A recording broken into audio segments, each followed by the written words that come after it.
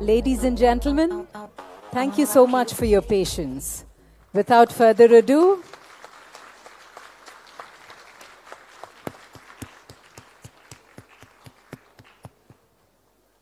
I invite Kiran Mazumdar-Shaw to introduce the speakers and the next session. Thank you.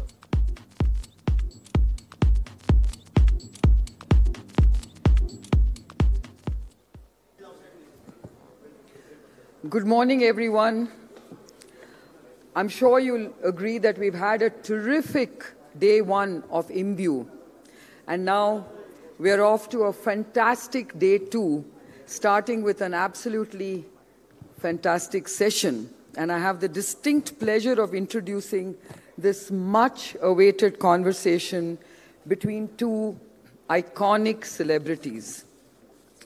The first is one of the most sought-after megastars in Bollywood, a versatile actor par excellence who has captured the hearts of millions and who can combine wit and serious acting with ease.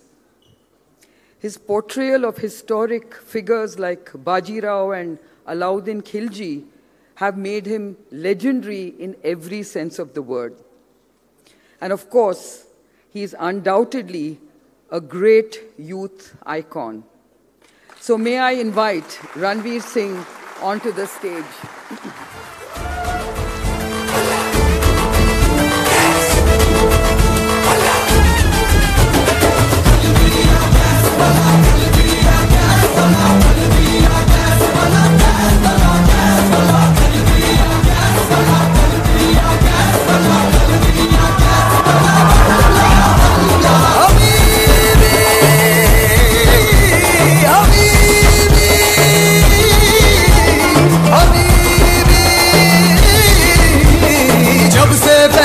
मैंने ये इश्क सहरा खली बली हो गया है दिल दुनिया से मेरा खली बली हो गया है दिल खली बली हो गया. And the other is one of the most influential thought leaders of our time. A spiritual mystic, a Padma Vibhushan, and a voice of reason and human advancement. Someone who is one with nature and who understands the dangers of man-made destruction of our forests and rivers and calls for action through his huge river rally.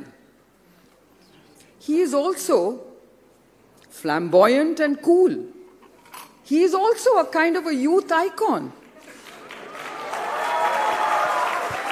He loves golf and he loves bikes. He's often called the mystic, the motorbike mystic.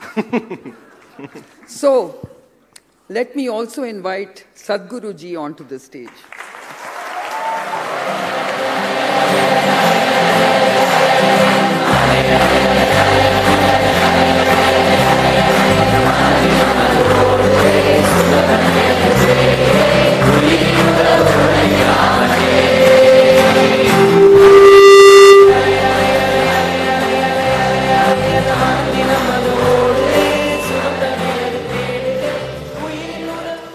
I must confess that both Sadhguru ji and Ranveer Singh are two of my favorite people.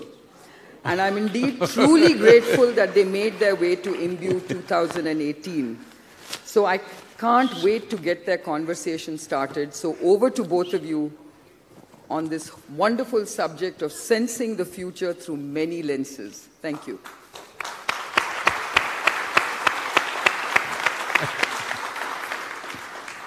At the end of that song that they played for you, you got shot. Yeah. Okay. Today it's going to be nice. यहाँ से तीर आएंगे. Good thing I stopped, no sir. Didn't go all the way till the end. They were like, इसको हटाओ यार. Let's see Sadhguru ji do some dance moves. Do you dance, sir? Do you dance? Of course. How can I not? But like, where? When? Like, do you like, you're at home, just put on some music, full volume, rock out to Khali Bali? Generally, I don't need any music, I simply dance. It's in your head, or there's no music in your head, you're just dancing. See,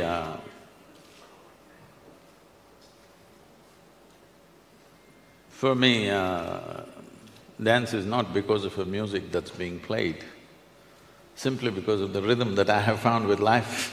Hi.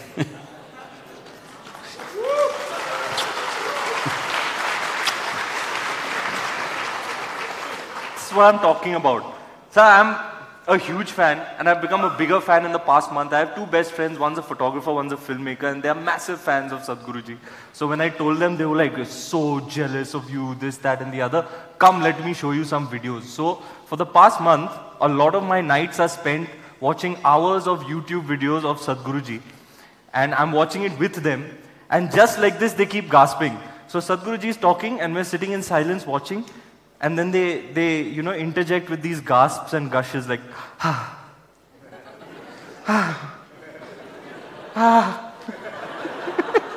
33-year-old grown men, very macho guys.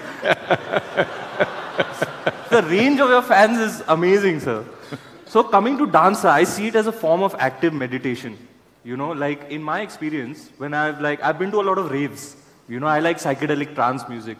I think the 140 plus BPMs, it does something to me. When I dance for hours, 4 hours, 6 hours, 8 hours, non-stop, I feel euphoric. Does that resonate with you at all?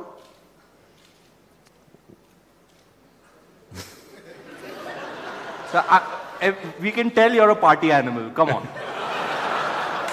Well, my party has been normally telecast all over the place, so people know that we dance for 12 hours from evening 6 to morning 6 on Mahashivratri nights. The rager, the OG rager. So, if we have to take this a little deeper, because I think that's what people are expecting, that you ask me a gossipy question and I'm supposed to make it profound for them.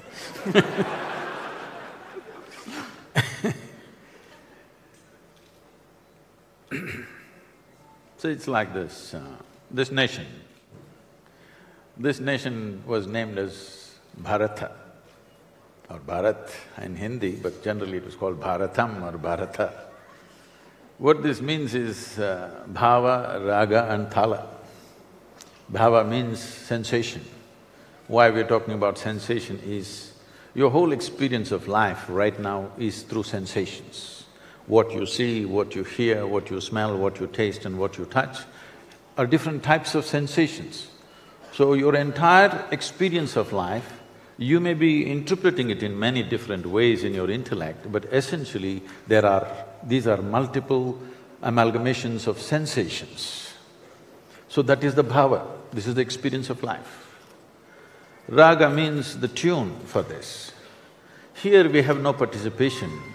Existence has already set a tune for us. Our ability to live this life is only in finding the thala or the rhythm. If you find the thala, you will dance your life will be like a dance. If you don't find the thala, you will get crushed by the process of life. Find your thala. So, what is happening, whatever this 140, you said 170? Fast. I know, but what's the MB, whatever, MBP, whatever that… BPMs, beats per minute. So, if you have a certain music which overpowers your mind, people are down with their own thoughts and emotions. For most people, unfortunately, the cerebral development that has happened in the human being has become an impediment. Their only problem is they don't know how to handle their intelligence. They think misery and suffering is happening due to a variety of reasons. No, there's only one reason. Your intelligence has turned against you, that's all it is. You call it stress, you call it anxiety, you call it misery, you call it madness, you call it whatever you want. Essentially, your intelligence has turned against you. A whole lifetime, people don't learn how to handle their own thought and emotion. 50, 60-year-olds still don't know how to handle their thoughts and emotions. Thought and emotion is essentially generated by you, it should happen the way you want. But because of this thought and emotion being out of control, they can't feel the rhythm of life. Their psychological realities have completely overpowered their existential reality. So when you play music which is loud and, beating itself into you, not just through your ears, through the entire body, every cell in the body gets the beating. When you're thrashed like this by sound, now the psychological reality kind of evaporates and they seem to enjoy that, some ecstasy of that. So enjoying the ecstasy of music and movement is fine, but how long? You're pretty fit, but still your capability is only 4 hours. So, many others who are not as fit 4 hours twice a day. Many others who are not as fit as you, they won't last 4 minutes in dancing, that's a fact. So, when you finding the rhythm only happens for 4 minutes or 4 hours or whatever amount of time, that means you will never know the rhythm of life just by the nature of your existence. So one must know the ecstasy of existence, not ecstasy of action alone. Action is beautiful simply because it's coming from that dimension. If you're trying to find joy or ecstasy in your action, you will become enslaved to that action. See, now people can't take off the headphones, they're crossing the street with headphones on with whatever 140 PMP, whatever, and many are getting killed. Many are getting killed simply because their headphones are on. Because right now, they can't feel any pleasantness without something thumping in their ears. Or in one way, what they're trying to do is somehow keep the intellect away so that sound can do it, visuals can do it, sensations can do it, anything can do it. Any of the 5 sense organs, if you force it in a certain way, you will not feel thought and emotion. So people think that is freedom. No, you're getting enslaved to something else. So it's very important that you can sit silently here and still be ecstatic. This needs to happen to every human being. Otherwise, inevitably you will get enslaved to something. Maybe music, maybe dance. All this is going to kill you. If you dance 24 hours a day, you're going to die. That's a lovely thought, sir. Absolutely. I hope to reach that stage of evolution and awareness where I can… We can get you there. Be ecstatic. I'll have to hang with you a little bit more, Guruji. I know I'll get there. So, which brings me to something very exciting. So you went for the World Cup? I'm so jealous. I'm slogging it out, shooting ads 12 hours a day, you're hanging out and…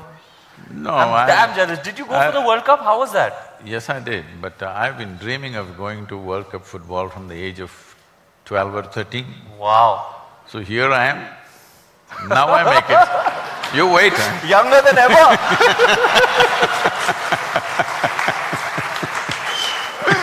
How was it, sir? Tell us how was your experience?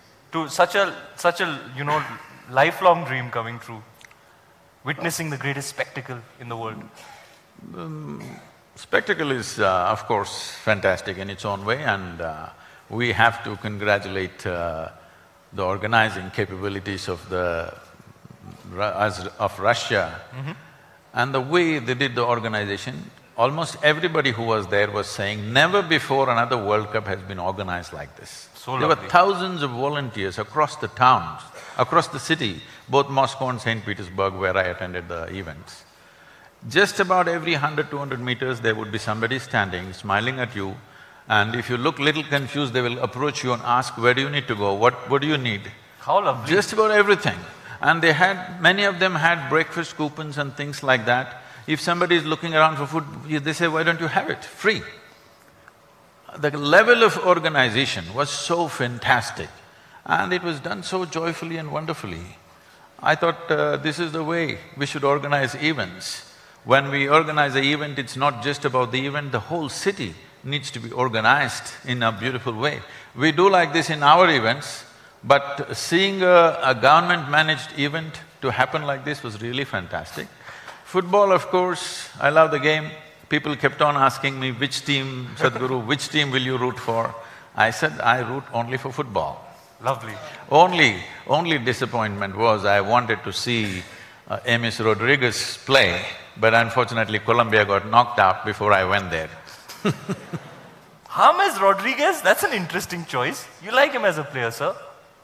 You like him as a player, that's an interesting choice. Oh, he's not found enough exposure, but when it comes to the game, he's not a player, he's almost like an artist on the ground. That's how it is. Agreed. I watch a lot of him too. So, really well, you were impressed with the organization of the World Cup. Very good. I mean, kuch to acha kiya Putin ne, eh? Sir, they should come and see how we do Ganpati Visarjan in Mumbai. It's epic. Epic! You should see our organization over there.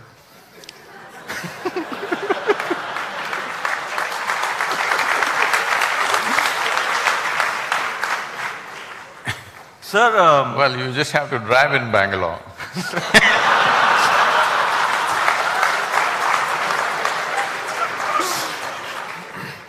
So sir, what about like you thoroughly enjoyed watching the football, but what do you think about… what is your take on sports? It's competition, you know, it's… isn't it based on one-upmanship? Aren't you telling young kids that it's about winning? You know, as a child, I didn't get any kick out of winning really. It was very like minimal for me. I used to really just enjoy playing cricket, playing football. The process was so enjoying. I used to enjoy competing with someone, but winning wasn't, you know, I used to be, you have to win, you know, teachers, my dad was like, it's all about winning and all, but it was not for me, it didn't resonate for me. So what is this whole thing about, like, how should we inculcate young kids into sport? What do you tell them? Is it about winning? See, winning is only a desire. Game is the process. Process is the game, rather. If you don't conduct the process right, winning will just be a desire. All the 32 teams came with the desire to win, but only one wins because they handled the process right, not because they had a stronger desire than others. So, this is a culture where we always insisted on process.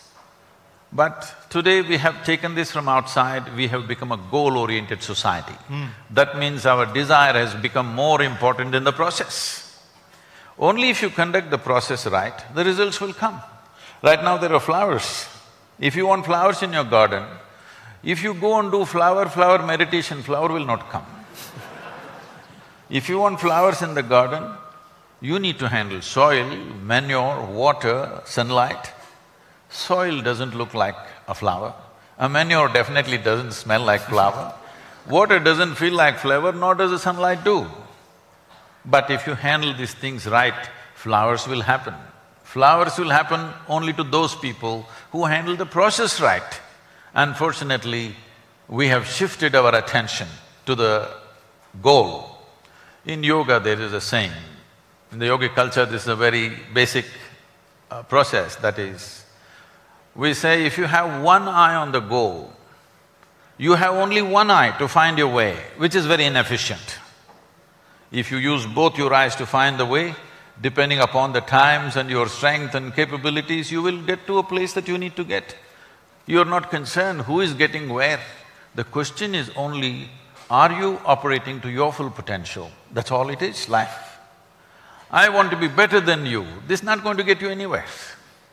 So if I want to be better than you or if I want to be better than somebody, suppose the one next to me is a lame person, I will walk little faster than him and I think I'm doing great.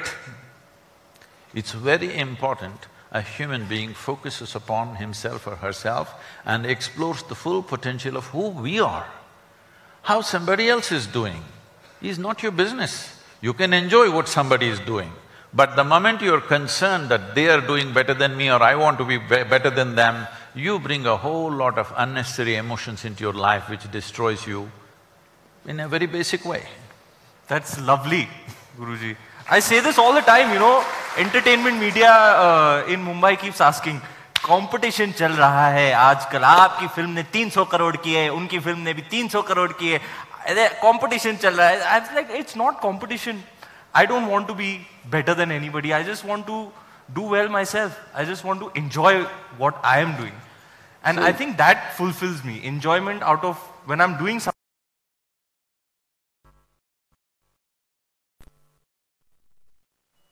If we do not do what we cannot do, that's not a problem. But if we do not do what we can do, we are a disaster. So, if when I'm doing something, I'm always looking at what you're doing, inevitably I will not do what I can do and I will become a disaster. It's very important that I am doing everything I can do absolutely, and if you're doing something different, I can look at you once in a way just for the joy of seeing somebody's success. But if you're concerned about how to be better than somebody, you cannot enjoy anybody's success, nor can you enjoy your own success.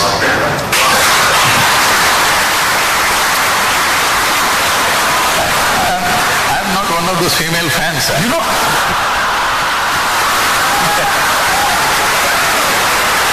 Do it there. You know, Guruji, I feel everything you're saying. I don't want to be better than anyone. You change the direction, it'll be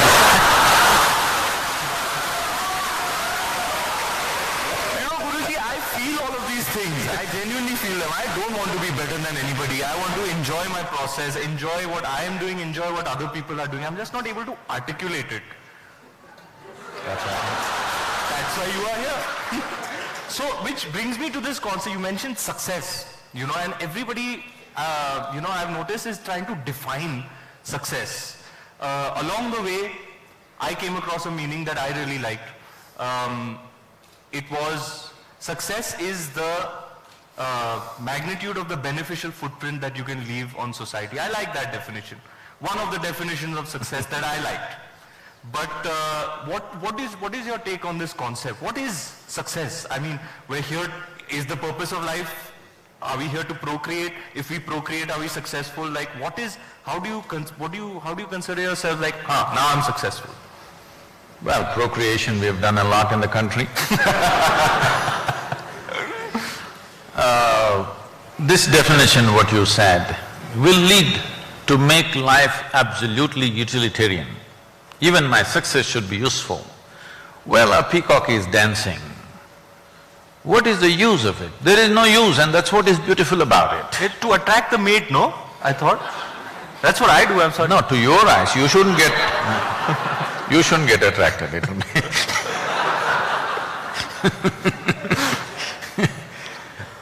The thing is, everything that's beautiful in the world, what is the use of it? This is why people are asking this everlasting dumb question, what is the purpose of life? Sir, so yesterday, I put a tweet out saying, I'm meeting Sadhguruji tomorrow, what should I ask him? And 80% was, what is the purpose of life? What is the purpose of life? What is the purpose of life? I was like, guys, just come up with something else.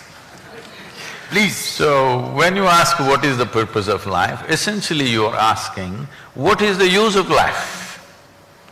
There is no use. Even if you are not born, everything would be fine, believe me. Actually, it would be better.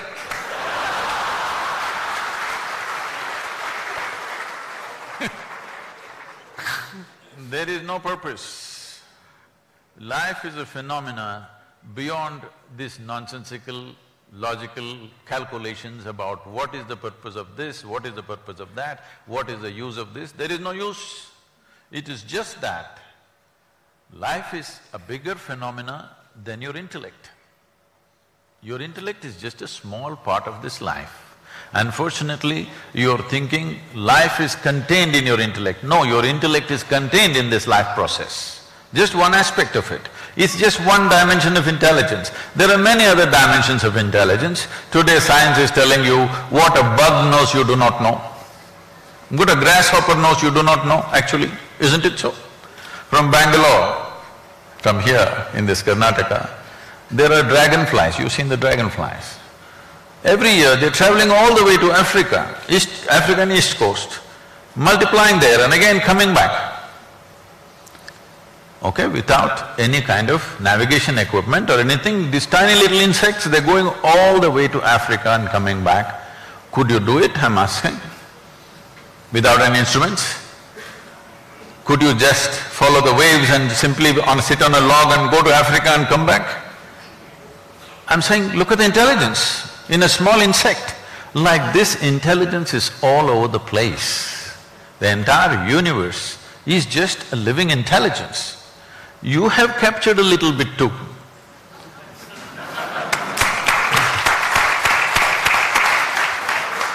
So sir, today we are here essentially to sense the future.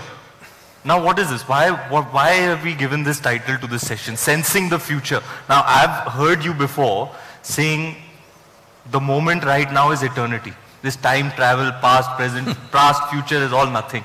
Everything is now. Doesn't matter what I say, you tell me. Have you ever experienced… Tell Seth, tell him that this sensing the future is galat hai.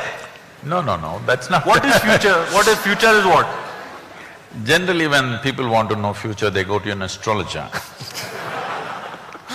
or they go to a match fixer.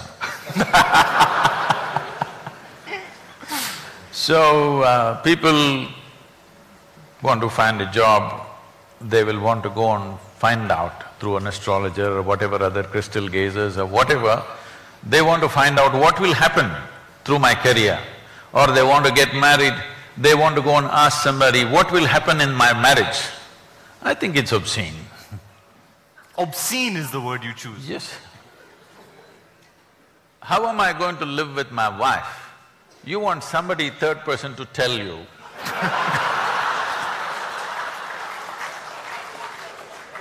I think it is obscene. I'd have to agree. So, essentially you are a match fixer. No, I'm not saying matchmaking like that. It's a match fixer. So before you enter the game, you want to know the result. That's what it is. So I can tell you right now what will happen at the end of your life. We will be attending your funeral. That's what will happen. Yes, if you want to know the future, I will tell you right now. Hello? ले दे के तो यही होने वाला है भैया. So, on the way what will happen, that's what you want to know. On the way to my grave, what will happen on the way? Believe me, if I tell you everything, moment to moment, what will happen in the next whatever number of years you're going to live, you will see in 3 days, you will get so desperate. Somehow you will want to disprove what is said and you may commit suicide just to prove me wrong. Because it'll become so frustrating that everything is written down, what you will do and what you will not do. It will become so frustrating, you will not want to live. So when you're in this state of mind, when I say in this state of mind, if I tell you what will happen tomorrow, most people will not be capable of participating in today. I'm made like this, even if I know exactly what will happen tomorrow, today everything that I do, I will do it as if my life depends on it, even though I know the result tomorrow. I think everybody should live like that, live in the now, like do what you're doing at that point. Most people, if they come to know what will happen tomorrow, they will not participate today. That means they won't live. So it is best that they do not know what is tomorrow. So can we change the topic to sensing now? No, sensing tomorrow is not in that sense. Sensing tomorrow is so that we do the right things today. You have some picture of tomorrow so that you can do the right things today. That's important.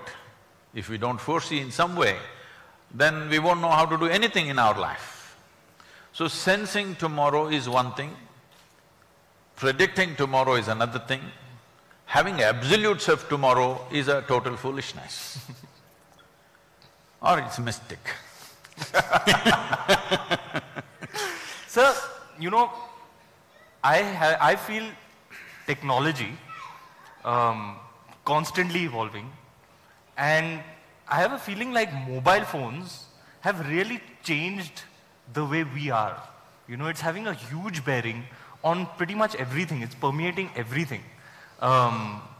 Social media, mobile phones, this kind of technology, like sometimes I wonder, were human beings ever meant to communicate like this? Like I could be hanging in a jungle in Africa talking to somebody who's at the North Pole, you know, that kind of communicate. I could be FaceTiming with them now. I can actually see their face, you know. So this Instead kind of being with a chimpanzee, you're being with an Eskimo.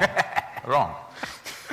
So You went to Africa to be with a chimpanzee, not with an Eskimo. but I'm saying I still have that capability thanks to technology. And with that now comes along social media. It's really changing things, you know. And as like kids who are 18, 19 now are much more into it. They know how to use these things much better. Like I still was born when there were landlines, you know, so FaceTime is still a trip for me. So what is your take on you know, mobile phone technology and social media? What is it doing? How is it the new evolution? Like this is what human beings were and now we have a cell phone and that is the extension of us now. See, every machine we have created is just about this, extending our faculties in some way. We have visual capabilities, so we have a telescope and a microscope. We can speak, so we have a microphone and a telephone. Like this, every technology is just an extension of our existing faculties. Now, if I speak through a landline, it was okay, but now I have a mobile phone which is far more comfortable. Now that is not okay? No, it's perfectly okay. I know what landlines meant. I'm talking about 35, 36 years ago when I was driving all over the country, building Isha Foundation, village to village, town to town, always on the road. So I have telephone days. I don't know whether you have seen those things, maybe you should have seen. The blue boxes, you know, those telephone booths, local, STD, ISD, those blue boxes, horrible tin boxes. So on the highway I will find one blue box, it's my day to call. So I never had a telephone book, very easily I remembered 800 to 900 numbers and names. So I go, first as soon as I go, I will pull out 5,000 rupees and give it to that guy. He won't understand why. I said, just keep it. There's a down payment for you. Because normally a call costs you 5 rupees, 10 rupees, 15 rupees like this. I give him 5,000 rupees, he doesn't know what's coming. Now I go into the booth, this black, horrible smelling phone. Some of them had it serviced with some perfume, rest were… everybody's bad breath was there in it. Then I call and call and call 4, 5, 6 hours, I make all the calls I need to make for the month.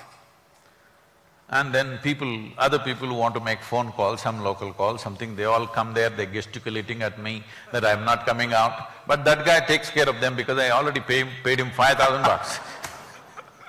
So I would finish all my calls and get into my car and drive on. Today, if I just tell somebody's name, my phone calls, yeah, it's a done thing. I'm hugely appreciating the technology. Some people are complaining, but they're complaining not about the technology. They do not know that what they're actually complaining is about their own compulsiveness. Compulsive usage has come. This problem is not just with phone. If they start eating, they don't know when to stop eating. If they start drinking, they don't know when to stop drinking. If they start doing something, they don't know when to stop it. So this compulsiveness is there in all aspects of life. Now the gadget has become a drug. It keeps people engaged, but it's also keeping a lot of people out of drink. At least there's something good about it. So compulsiveness is not what we need to handle. Technology is a tremendous enabler. Nobody should ever complain about it, otherwise we must put you in that blue box with a black phone. You will understand, even my finger used to hurt a lot at the end of the phone calls. Guruji, I keep wondering, what is it that prompts you to travel, share your knowledge, share your wisdom with others? Why wouldn't you like say, ye sab moh maya, give it all up, go to the mountains and meditate? I fantasize about doing that. I'm like, one day I'm going to leave all of this. I'm going to go sit on top of a mountain and meditate. See,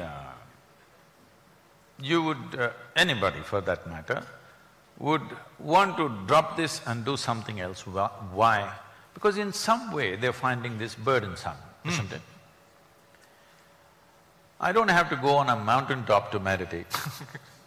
I'm meditative every moment of my life. You just check my pulse rate and see. You always bowling in the wrong direction. You are saying such chumma things. You watched Padmavatna last night. So you check my pulse rate, you will see I'm always meditative. So I don't have to go somewhere to meditate. This is what I was saying when the previous what's the purpose of life came.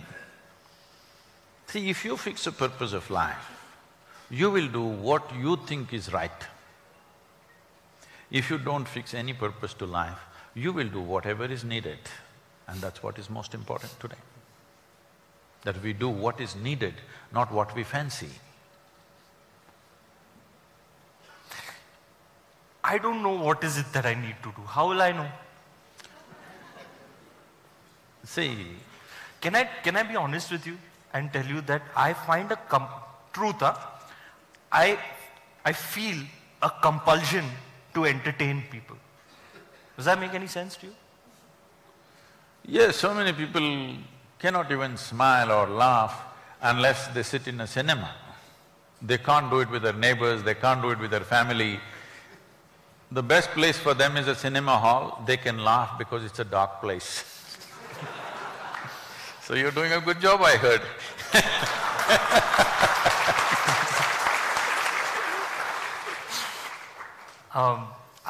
Sometimes I feel like there's nothing better I can do with myself than to entertain people. You know, it's like this is one thing I know I can do it well, and I can, I can make people smile. I love to do that. You know, when somebody sees me on the road, they're like, ah! And then I'm like, hey, you give that energy back to them and it lights them up. I find it fills me up with some euphoric feeling. It is also needed right now. Entertainment is very needed because people are not simply ecstatic by themselves. Entertainment is very, very needed. Otherwise, a lot of them would sink into depressions. So, you are doing a very cheap psychiatry. When I say cheap, I mean inexpensive. Not cheap means that way. No. I didn't mean that way. I meant very… It's not cheap, $500 to go to a multiplex nowadays. I know, but to go to your psychiatrist, do you know what's the fee? So, inexpensive psychiatry, at least they go there for those 3 hours, they feel good and they come… Especially in a country like India, where a whole lot of people are living in abject poverty. I think cricket and cinema is keeping the mood of the country little up. I wish slowly that changes in the sense that people will be joyful by their own nature. They don't need… Arey please, Guruji, I'll be out of a job here. Then I will teach you how to do something else which will still… Asli psychiatry. This is a question that, sometimes this is not my particular… No. I was never interested in the, the examinations and things that happened. But I saw people sometimes, many times, desperately copying answers in the examinations and things like that. But I never saw anybody copying questions like this. What do you mean, yaar?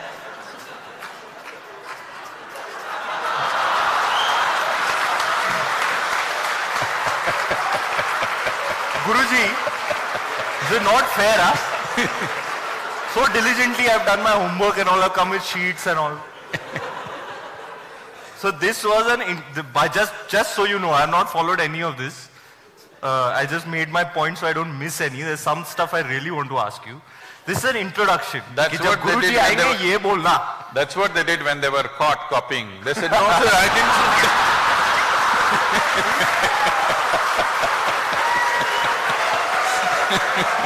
मैं तो खुल्लम खुल्ला कर रहा हूँ यार. Hey, चुप कर. This I to put it out on Twitter, sir. Where I'm khullam khulla. I'm khulla sand. I really, this is, not my time of the day. It's really early in the morning. This is my time to be plugged into the matrix, to be in the rat race, achieve, acquire. And then something happens to me after midnight when the day is over. I become really relaxed. And then like I have these existential thoughts and I start thinking about other things. And this thing always fascinates me. I find the universe to be in some kind of dichotomy. I want you to explain that to me. Now, I know you can elaborate on it because I've seen you talk for so long on YouTube. I know you'll tell me something. I've never been able to figure it out. See, I never said your movie was too long.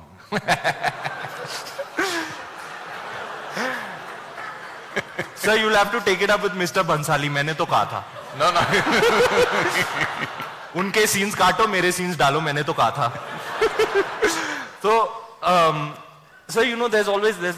there's light, darkness, black, white, yes, no. Life, death. I always find the universe to be in some kind of dichotomy,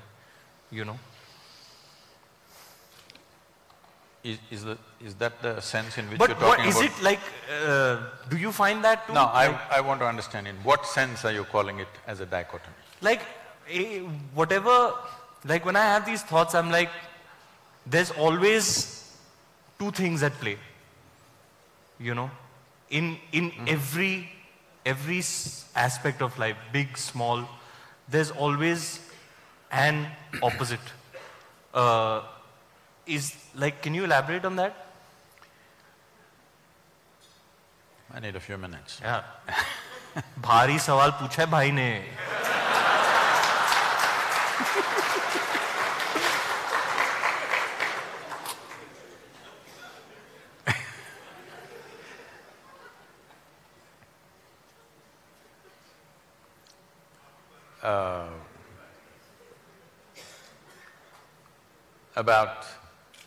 Before coming to the dichotomy, the very way you're characterizing yourself and the question that you're asking itself is a dichotomy. People always thought Charlie Chaplin was very funny.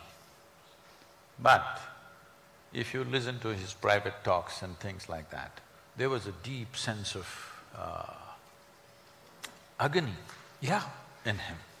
He was especially sensitive to the agonies of life. Yes. What an artist. But when you see him on the screen, he just made it just so ridiculously funny, hilarious all the time. Everything, every step, every act, not just some act, just every step and every act is hilarious. If you sit if you sit watching a Charlie Chaplin movie, you don't laugh at a particular thing, you just laugh at everything. So because there was such a deep agony, he decided, instead of sharing this agony with people, he decided at least he'll make them laugh, and because somewhere he understands this agony could exist in a whole lot of people, in different measure, of course. So when we say dichotomy, we're talking about contradictions. You said light and darkness, let's take that because that's a very basic day and night, light and darkness. There are many ways to look at this. One fundamental way is like this. There is light right now. You know there is light right now only because you have seen darkness. Suppose, let us say, 24 hours of the day, everything from your childhood, everything was lit, you would not know what is light. So you know light only because in some way you have tasted darkness. You know what is white only because you've seen the black. You know what is a man only because you've seen a woman. You know what's a day only because you've seen a night. So, what seems to be contradictory on the logical level of your mind In terms of making of life, they're complementary to each other. They're working with each other but pretending to be opposite to each other. This is why in this culture, everywhere in the world, not just here, in one way or the other they figured this and they made it in so many ways. They called it yin and yang, here we called it Shiva Shakti. And if you see the images of Shiva, one half of him is man, another half of him is woman, physically. Because what is being depicted here is, this is the nature of physical existence. As long as your experience of life is limited to physical. When I say physical, right now everything that you can see has to be physical, isn't it so? Can you see something that's not physical? Can you hear something that's not physical? Can you smell, taste or touch that which is not physical? Or in other words, your entire experience of life is physical, even your thought and emotion is physical. We can measure it today. We can measure your thought and emotion, that means it's physical. So your whole experience of life is limited to the physical dimension of the existence. And the very nature of physicality can only happen with this. Even if you take the basic electric charges, there is a positive and a negative. Without that, it will not work. If you take an atom, there are positives and negatives. So the very construction of physical nature is between two opposites or two complementary dimensions of life.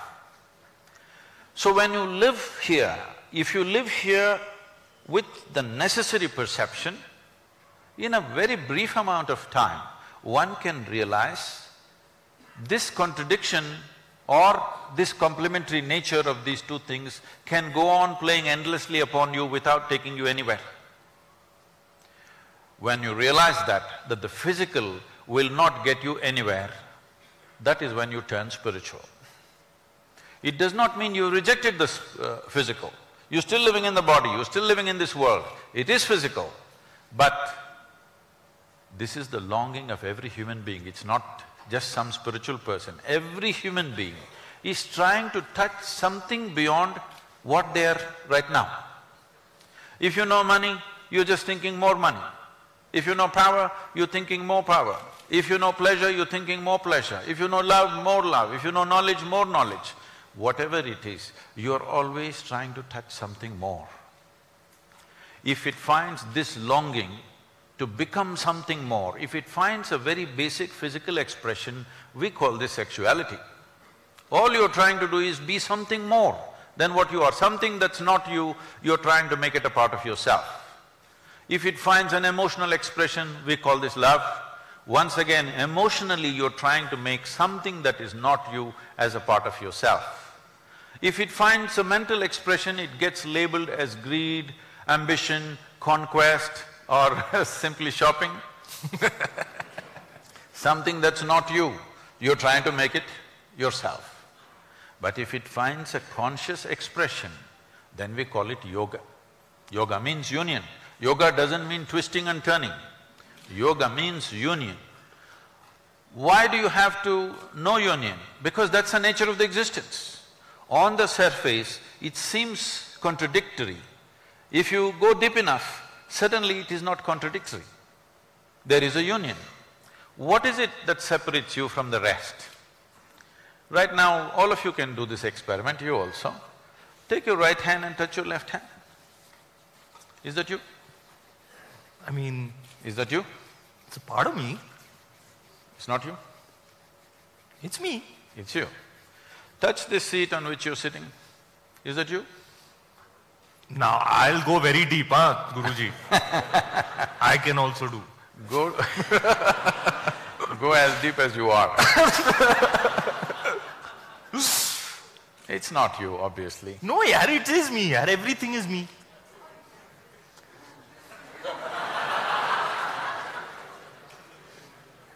Everything is Pura you. Brahman. Hmm? You know, I believe…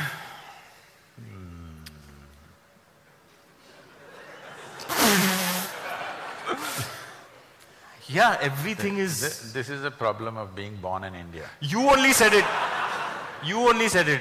That is, too much spiritual jargon is all over the place without any living experience. This is what happens. This is what happens when you watch too much late night Sadhguru on YouTube.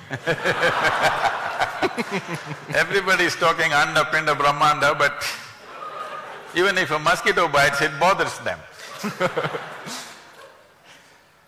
So, it clearly tells you, this is me, this is not me. What is telling you this? It's just your sensations, isn't it? Here if you touch, there is a sensory response. Here if you touch, there is no sensory response. Or in other words, what you're saying is, whatever is within the boundaries of my sensation is me. Whatever is outside the boundaries of my sensation is not me. Isn't it so? Isn't it so? There's water in this, nothing else, okay? Because this happened, I had to go for one match, I had to go to Petersburg and come back to Moscow for another match.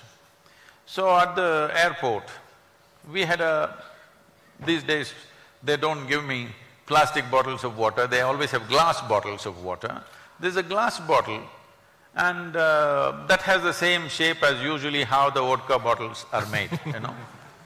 And this bottle came in the screening in the airport and the lady said, you can't take it. So the person who was with me pulled out the bottle and said, Sadhguru, would you like to drink? I took it up and I started drinking. I drank half the bottle. That lady's face just went pale. She started telling the other secretary, he's just drinking, he's drinking. Then this person is trying to explain to her, no, it's water, but she doesn't understand a word of English. She's just started almost getting hysterical, he's drinking half a bottle of vodka right here. Then we went close and showed it's printed in Russian, it is water. Then she said, but the bottle was like that. So, the question is this, there is water here, is this you? Hello? No. If you drink it, does it become you? Yes, right now over 70% of your body is water. So what was outside, if you include it into the boundaries of your sensation, it becomes you, isn't it? And this is how you gathered this entire body. The food that you eat and the water that you drink, slowly you gathered into the boundaries of your sensation and now it feels 100% like you.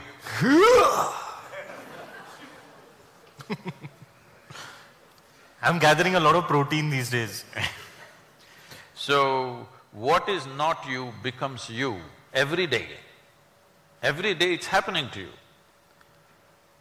What yoga means is, you make your life energy so exuberant that your sensory body expands. You heard a phantom leg, somebody lost a leg, though their physical leg is gone, they still have all the sensory leg in place. Because sensory body has a presence of its own. If you become very exuberant within yourself, you will see your sensory body will spread. Suppose your sensory body became as large as this hall, you would experience all these people just as you experience your hands and fingers. If your sensory body became as large as this universe, you experience the entire universe as a part of yourself. That is when somebody calls you that you are a yogi, that means you have experienced the union. Now, if for one moment, if you experienced all these people, really like how you experience your body, you experienced all these people for just one moment. After that, do I have to teach you morality? Thou shalt not kill, thou shalt not steal, thou shalt not harm. Do you have to teach them various kinds of morality? What is a part of you? You have no issue with it of any kind, isn't it? This is what essentially spiritual process means. That is, you transcended the limitations of your physical existence. Spirituality does not mean looking up or looking down. Spiritual process means you understood the limitations of physical and extended your experience to something beyond your physical nature. Because what is physical about you is fully accumulated from outside. Even the first 2 cells was given to you by somebody, isn't it? Hello? Even the first 2 cells are not yours, your parents gave it to you, rest of it is just earth. Most people don't get it till you bury them. But if you get it right now, that what you're carrying as my body is just a piece of the planet. What you're carrying as my mind is just what you gathered from the society in which you exist. Beyond this, there is something called life. This must come into your experience. If that comes into your experience, this dichotomy business is gone, because this contradictory nature or complementary nature of opposites is only related to the physical existence. Physical is like the peel of a fruit. The peel of the fruit is there only as a protective layer. But right now we have made a world where people are busy eating the peel. But the problem with the peel is, if it was totally bitter, by now everybody would be enlightened. The problem is there are spots of sweetness in the peel. People are trying to make juice out of that.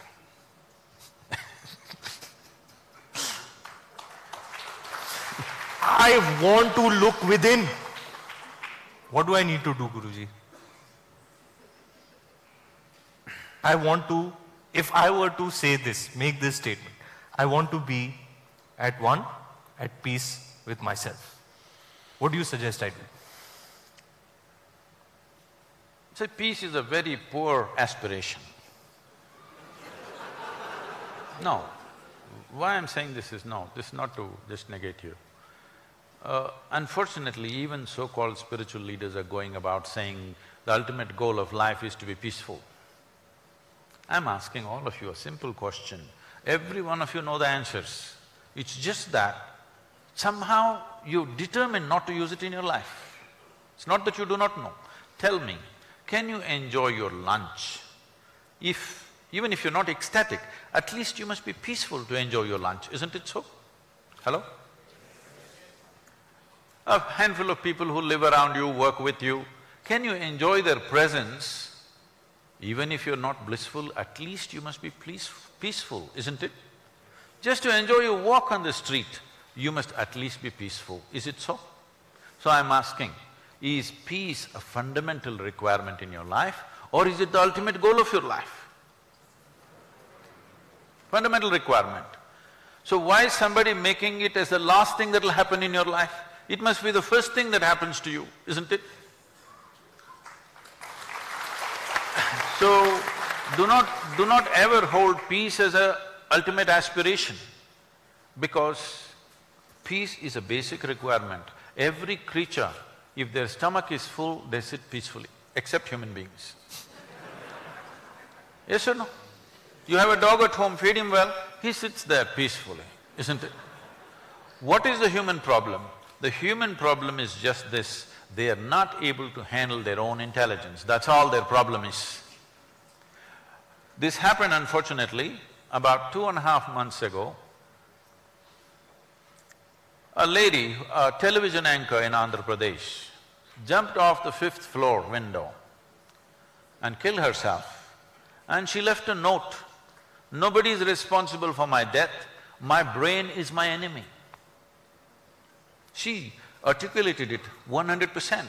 In fact, this is the reality with most human beings. It's their brains which is the problem. You remove half their brains, they will all sit peacefully.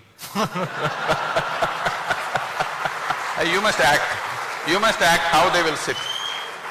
No, if you remove half their brains, how they will sit, you're the actor, you must show.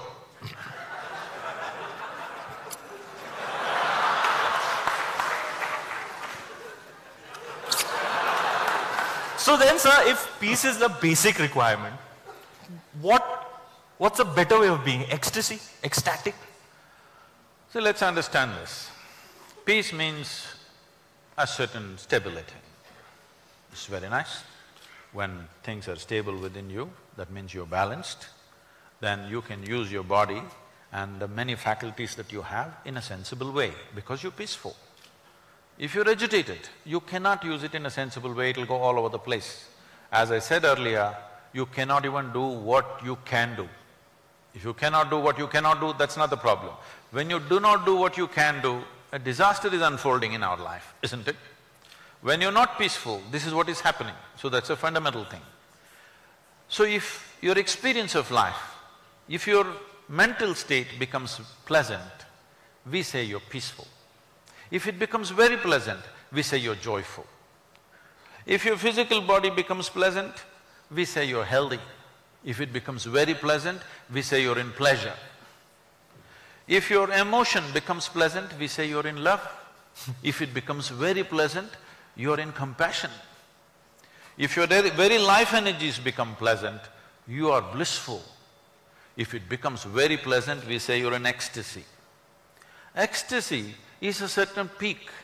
Don't try to stay there. It's something that you hit.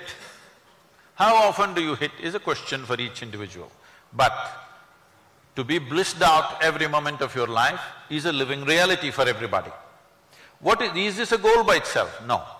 If you are blissed out by yourself, what it means is, you are never the issue in your life. There are 1,000 issues to handle. If you are not the issue, you would take up every damn issue in the world and try to handle it, isn't it? But when you yourself are an issue, what will you do? You will try to minimize your life. People are always warning me, Sadhguru, you're taking such big projects, if they don't happen, what to do? If they don't happen, what to do? They didn't happen. But I don't want to die not trying. Whatever we can do, we will do. Maybe it will happen, maybe it will not happen. It depends on times, it depends on support, it depends on various things. But if you are blissed out, you are never the issue in your life. This one thing everybody must make sure. There are 1,000 issues in life, but I'm not the issue. That means you have decided you're always a part of the solution, never a part of the problem.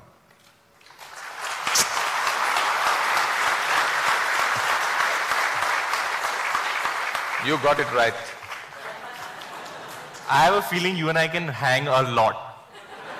We can become bros. I thought we already are. You know, See, my best friend said… both of us are looking up only. Your swag is unmatchable. My best friends did say that when you meet him, your life will change, and I think to a certain degree it has. Thank you, sir.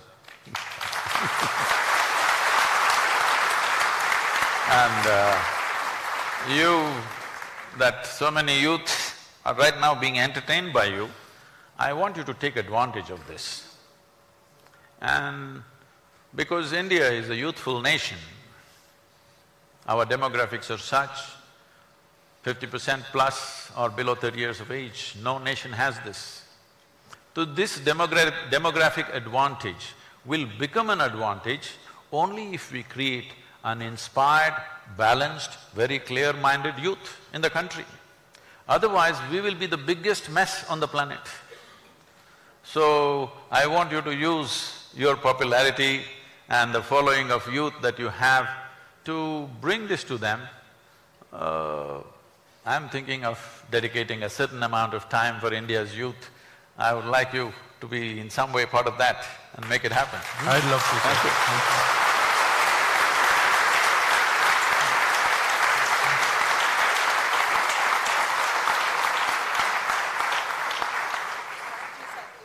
Thank you, Sadhguruji and Ranveer. We'll take some questions from the audience. Oh, They're eager to ask you some sorry. questions. So Fire! we have these questions appearing through the app Pigeonhole. Can I have the questions, please?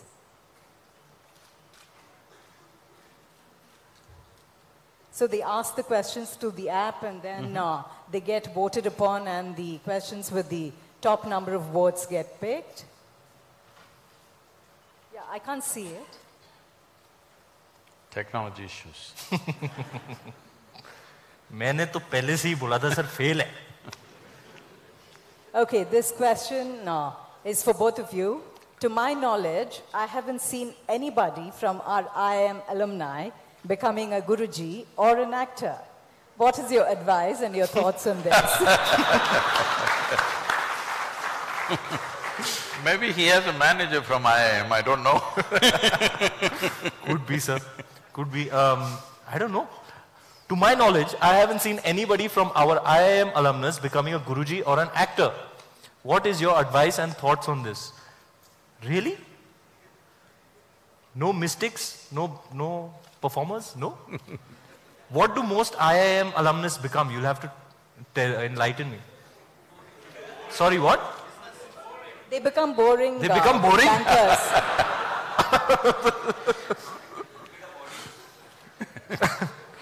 I see jubilant faces, yaar. Jubilant. So, I think our education system, not just at IIM, right from kindergarten, is life-taking process.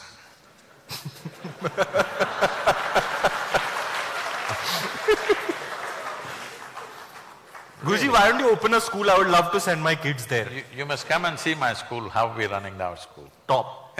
Children want to come there before the vacations are over. Beautiful. But one school is not good enough. See, we have made education system into an industrial process of turning out certain kind of products. This is a crime against humanity, if you ask me. Right from my childhood, I never understood why I should go to school. So every day when I'm either cycling to school or walking to school, these questions came up to me, and most of the time I did not reach the school because existential questions engaged me. So, when they missed me for too long, you know what happens. All that drama happened, then again I went back for some time and like that. I love that story, sir. Sitting and staring, sitting and staring. I love that story. So, about why education does not produce either mystics or even actors for that matter, because both of them need some versatility, not a set straitjacket. In a straitjacket, nobody ever became a mystic. In a straitjacket, maybe in India, certain type of actors you can become. You can do the same thing in every movie and still you're an actor. No, it's happening. Agreed, yeah, agreed. Yeah. Same movie, same thing every time. I saw only one of yours, so I'm not making judgment on Sir, you. मैं तो versatility मतलब. So, if you have a straitjacket, you cannot act, you definitely cannot access other dimensions of life. So this happened to me about maybe 10, 11 years ago. This school where I studied almost 45 years ago, the trustees of this school came to invite me for their 125th anniversary. I said, see, please, why me?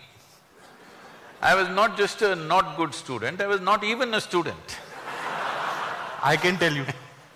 So… Shall I tell you what they said? No, no, Sadhguru, you are the only mystic, you have to come. He's acting. Homework, sir. So now that you know the story, we can leave that. Actually, IIM alumni may not be actors yet, but I don't know if you're aware, Chetan Bhagat, who's an IIM alumnus, wrote this book based on which Three Idiots was made, and it was incidentally shot at the IIMB campus. So, obliquely we are connected to the world of films as well. No, definitely there are individuals, but I'm saying the general system, not just IIM, right from early school, it is conditioning the mind to such a limited way of looking at life. You're only cultivating intellect. You will see all those people who are using their intellect and thinking they're doing great, all of them will become irrelevant in the next 10 to 15 years' time. Because everything that you can do by gathering data, analyzing and bullshitting everybody in the world is not going to work. A simple gadget, your phone will do it. Already the Google lady looks much smarter than you, than your professor, isn't it? I just did not understand what were they trying to do in that school. I just couldn't figure, what is it they're trying to do? Just reading a damn book to me? They just have to teach me how to read. It just goes on for 12, 15, 20 years, the same thing. See, there are studies which clearly show 20 years of formal education 70% of your intelligence is irrevocably destroyed. That means you come out as a knowledgeable idiot. You'll have to undo it. Then people talk about unlearning. Why? It's simply unnecessary. There are other ways to do education. All you have to do for a human being is to develop their body and their brain to the fullest possible extent. Rest they will do. But none of the schools are focused on this. They're only interested in how to cram something in that you don't like so that you can puke on the examination day.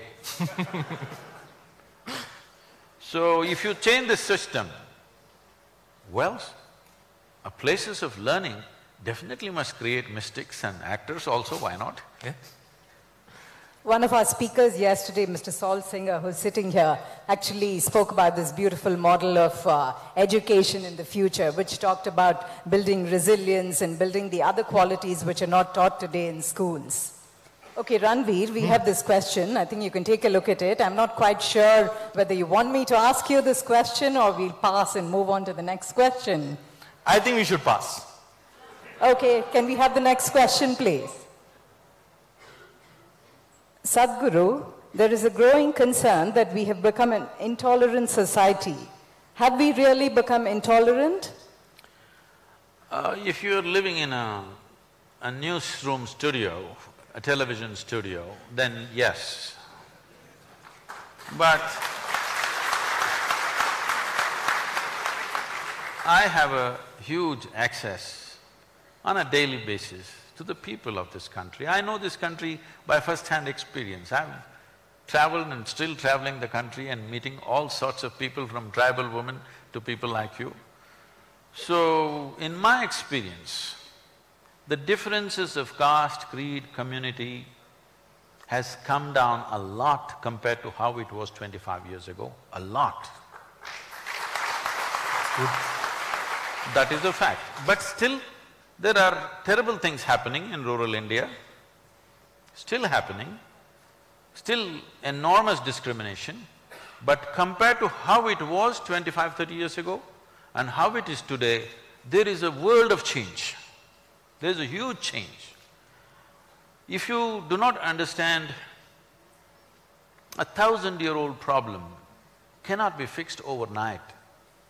We just have to keep pushing the positives and get it there. I will tell you a simple thing. This is almost nearly maybe 36, 37 years ago. When I first was in a village in Tamil Nadu, I decided to do a program. So somebody offered their large home, so about 150 people turned up. We did the first day program, then we served a meal to all of them. Second day, only about 75 people turned up. Then I asked, what happened? They said, those people that we called yesterday, they are all that particular caste, whatever that is, we cannot eat with them. I said, then I cannot teach you all this. I did not teach, I closed and went back. Then when I went home and I thought about it, I said, this is a 1,000-year-old problem. Either you can work towards solution or you can just be very righteous and leave it right there and walk home. Then I went back again and I said, okay, you guys have problem eating with them, don't eat with them. We'll just do the program. They said, okay. So we did the program. At the end of the program, I just devised simple games and made them all play together. They had no problem playing together because no scripture says you should not play together. So they all played together. That became the Gramotsav movement right now. Over 10 to 15,000 people participate in the finals of the game, where people gather in huge numbers in Tamil Nadu. Over 700 teams from across Tamil Nadu participate in this, men, women, children, all kinds of people participating in these games. These games have taken away the distinctions, because whoever plays well, that guy becomes the champion. It doesn't matter what caste or creed he belongs to. So you can see this, that this happened in United States. You hate the blacks, but you cannot help having Magic Johnson's poster in your bedroom.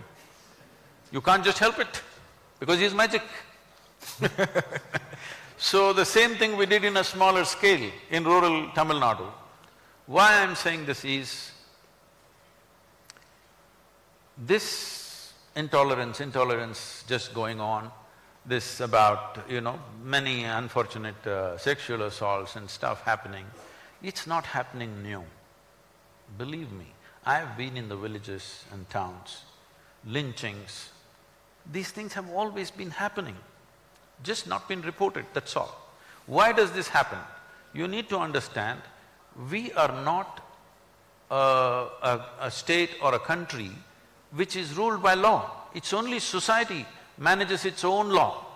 Because there is not enough policemen, there's not enough infrastructure. In United States, the average time in which a police car arrives is 3 minutes and 20 seconds on an average. A policeman arrives fully armed. You think he's got only handgun. No, when he opens his boot, he's got a rifle, a high-powered rifle, he's got a shotgun, and sometimes some of them also have like a small Sten gun. 3 to 4 weapons he has, and 2 of them come, they could handle a crowd of 50 or 100 people. Here a policeman comes with nothing in his hands, no even lathi he doesn't carry, he comes on a bicycle. You don't expect him to handle a frenzied mob. Why is the mob frenzied? I have actually witnessed 2 lynchings myself. What? Yes. If you live in the villages of this country for 20 to 30 years, minimum 1 or 2 lynchings you will definitely witness. I was in my farm, where it's a very remote village. One day I just ride into this village and I see a big crowd. I park my motorcycle and I just go and see, they're just beating a human being like I've never imagined possible. Then I try to get in and try to stop them. They push me aside and they go ahead, and the guy dies there on the street, and they bury him right there outside the village. Then the sub-inspector of the local, not in that town, somewhere else close by, the police station is some 10-15 kilometers away, he was a friend of mine, he was my batchmate. So I went there and I told him, what is happening? You need to do something about this.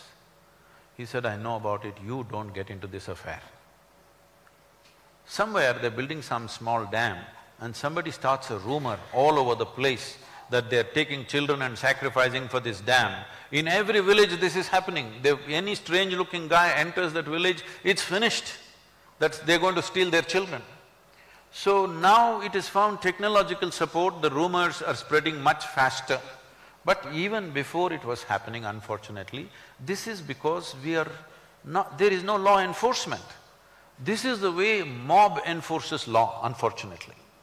We need to change this means. It needs education, it needs evolution of the society, and it needs enforcement. We are not capable of enforcing law for 1.3 or 4 billion people with the number of policemen that we have. It is always the society which decides how to enforce the law. So it is very sad, but today people are catching it on the mobile phone, so you're seeing it. But I'm telling you, if you live in a village for 25-30 years, you will definitely see at least 1 lynching in your life, almost in every village. This happens, unfortunately.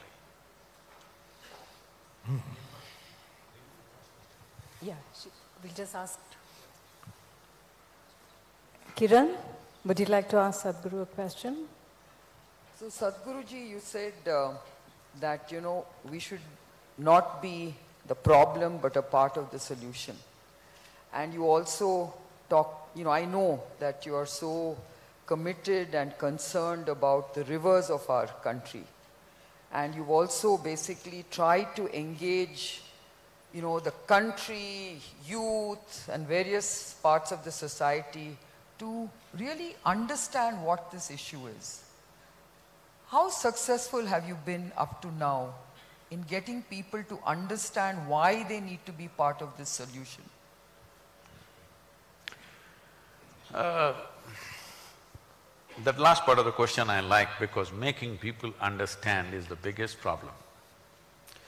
As you know, that you were also part of that rally, when I started speaking about rivers, you won't believe, at least 20 to 25% of the media across the country went on reporting that Sadhguru wants river linking to happen.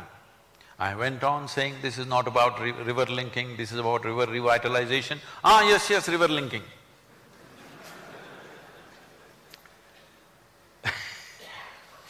I'm saying professional reporters reporting like this all over the place.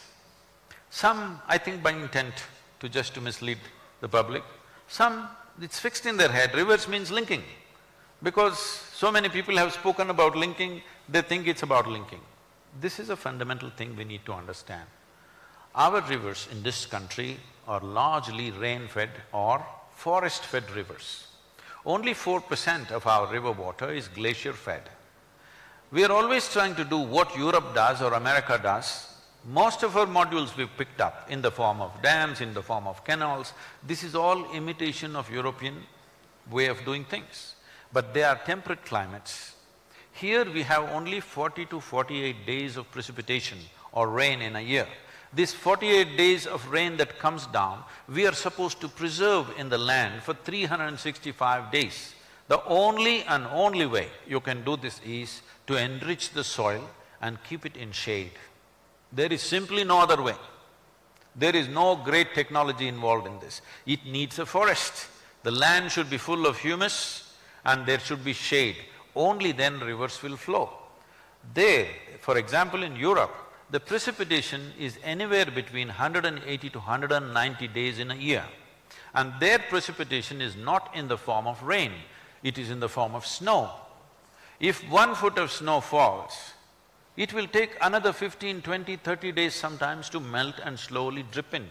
If you count that also as precipitation, those number of days where it's dripping in, then the precipitation goes up to 230 to 240 days. So 240 days of precipitation, 45 days of precipitation. Can you address these two problems the same way? Then immediately people will jump and say, Israel is doing a great job.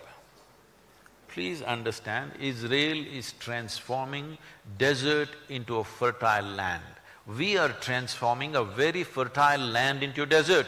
These are two different things.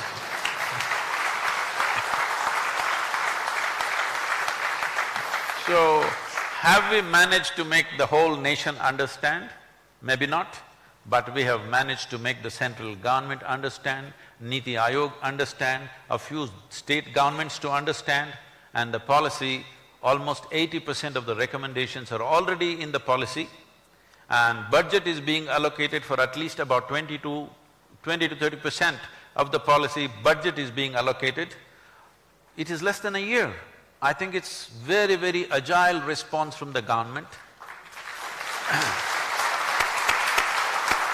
It's phenomenal. And United Nations took this up in a big way, and on March 22nd, which was the World Water Day, we launched what is called as a decade of action, because the recommendations we have made is relevant for all tropical nations. So a decade of action has been launched by United Nations, behind which there is a budget of some $2 billion.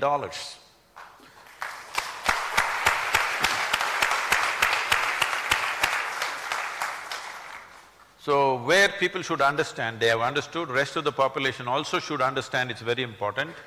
But this rally for rivers, all of you should understand, was driven mainly to make policy changes. First thing they will ask is, okay, where shall we plant trees? I said, no, you don't plant trees. What should we do? What should you do? There are 3 things you should do. You must give a missed call, you must make your friend give a missed call, and make his friend give a missed call, and that's all you do. Missed call, will it bring up a river? No, this is a democratic society. Here, unless there are numbers, nothing will change. You need numbers. And because we got 162 million people supporting the Rally for Rivers, which is the largest movement ever on the planet. Because of that overwhelming support from all the people in the country, we gave the policy document to the Prime Minister at 6:15 or 6:20 in the evening. Next day morning by about 11 o'clock, we get a call from the PMO saying, Prime Minister has formed a special cell and they want a soft copy of the policy. I thought, that's fantastic. That's never happened in this country before.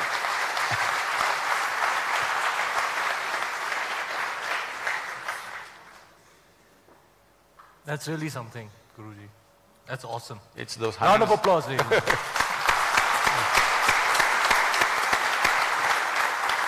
I will also give missed calls. No, that time is over, missed call. Now, missed call business is over. Now I told you, you must stand up for the youth of the country. Ranveer, here's a question for you. How do you manage to pull off that bundle of energy, all that bundle of energy? I don't know. I don't know. Everybody asks me this, Guruji, how are you so energetic? And I really don't have an answer. I think I'm really excited about life, you know. I'm really like enthusiastic. I want to do many things, have many experiences. I have a zeal for life, a lust for life. I love it. I love people. I'm hungry for experiences. And I don't know. Everybody asks me this question all the time. What is the secret of your high energy? And I really don't know what to say. You must just tell them you're still young.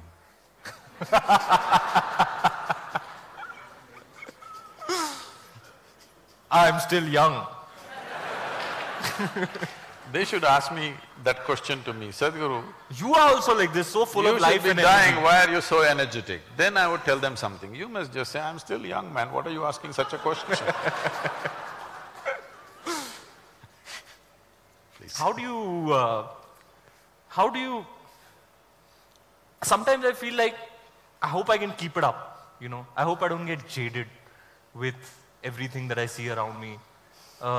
Sometimes I get very disturbed. I watch the news and I get really like, it really gets me down.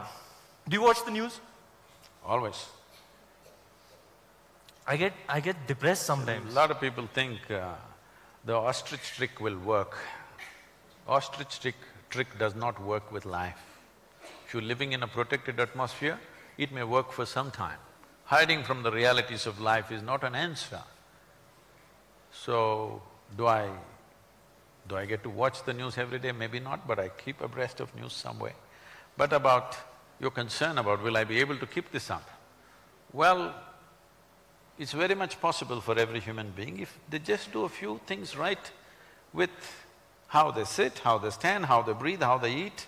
If they just take care of a few things, a simple process, every human being is capable living in a very energetic way throughout their life. Most of them are sitting wrong, standing wrong, breathing wrong, eating wrong, and they're wondering why it's not working. It doesn't work like that. In this life, in this planet, unless you do the right things won't happen to you. So many other things I wanted to address. This session needs a fitting finale. Yeah. So we have a request from the audience. Can we see Ranveer and Sadhguruji dancing together on stage?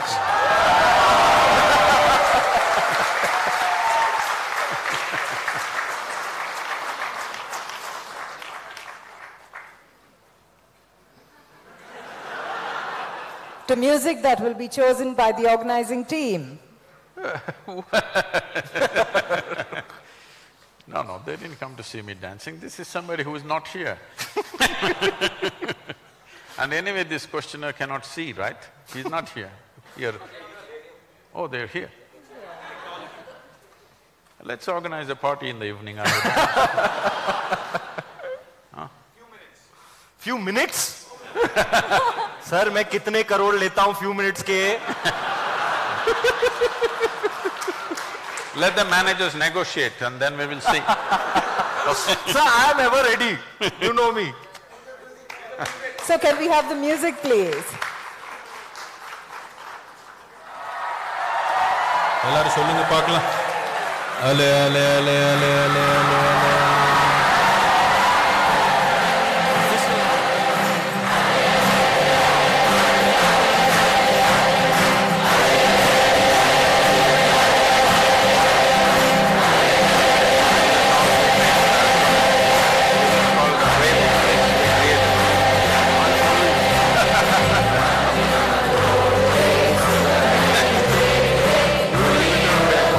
You're the performer.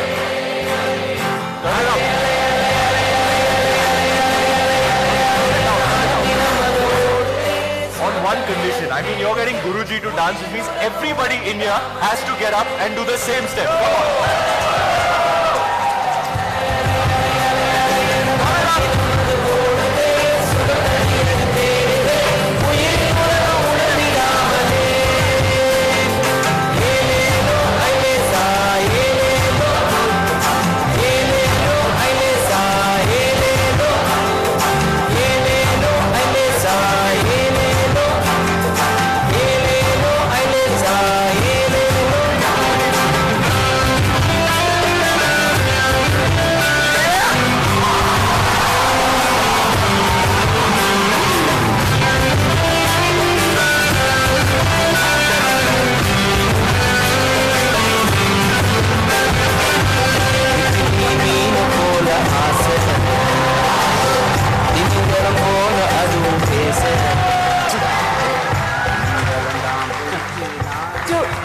individuals, one who epitomizes spiritual cool and the other who epitomizes youthful exuberance. Sadhguruji and Ranveer Singh, both equally charismatic. We'd just like to give you a small token of our appreciation, please. May I request Suman and Amit to come on stage to give a small token of our appreciation to Sadhguruji and Ranveer. Can we have the mementos, please?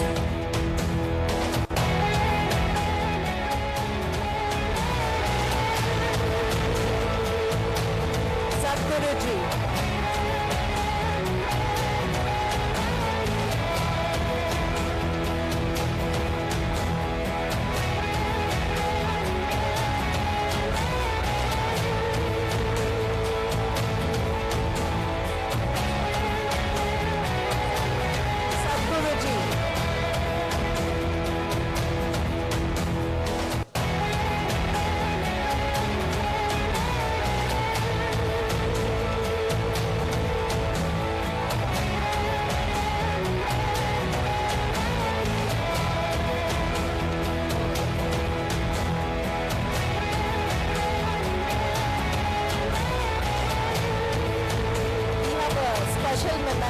Which will be unrolling for you. Sadhguruji, a special memento prepared just for you.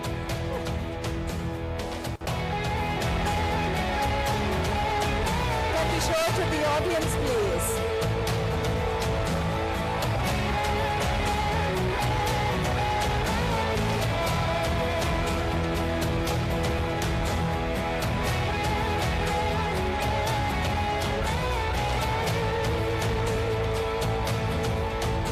Small token for Ranveer now.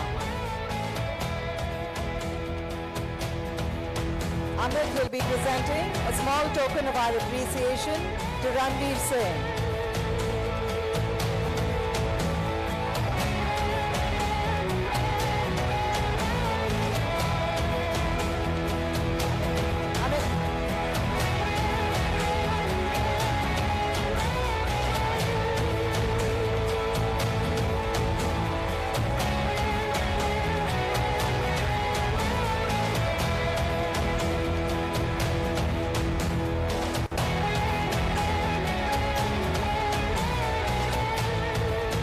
Thank you, Sadhguruji. Thank you, Ranveer, for a cracker of a session.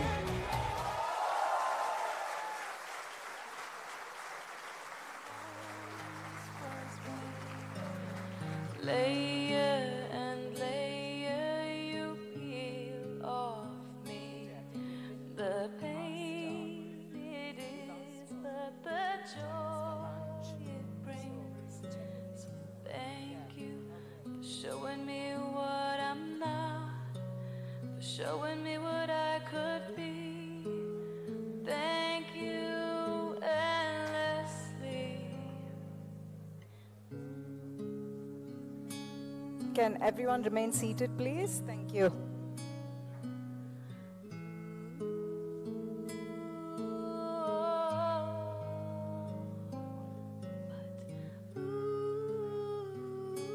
If I could only just be, you could show me all the things I would be willing enough to see.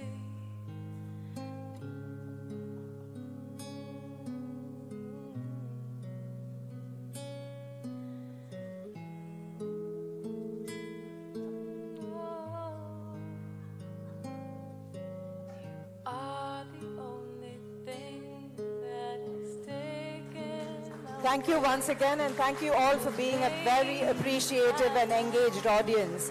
We'll be taking a short break for coffee, tea now, and we'll assemble back here in about 10-15 minutes. Listen, nothing else would do. You saved me, yes, you We'll be taking a short break now for about 10-15 minutes for coffee and tea. Please come back here in about 15 minutes for the next session. shedding those tears I'd hide. Thank you, I thank you. Thank you, showing me love.